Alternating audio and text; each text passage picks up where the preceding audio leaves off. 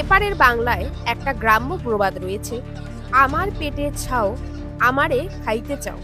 মোল্লা মোহাম্মদ ইউনূসের দশা হয়েছে অনেকটা তেমনই।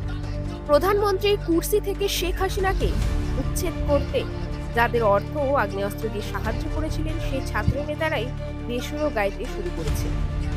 গলা ধাক্কা দিয়ে প্রধান উপদেষ্টার পদ থেকে সরিয়ে দেওয়ার হুঙ্কার ছাড়ছে।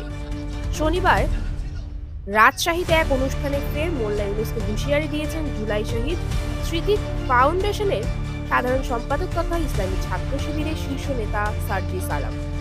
হুঁশিয়ারি দিয়ে তিনি বলেছেন, গণ অভ্যুত্থানের বিশ্বাসের সঙ্গে বেইমানি করলে কাউকে ছাড় দেওয়া হবে না।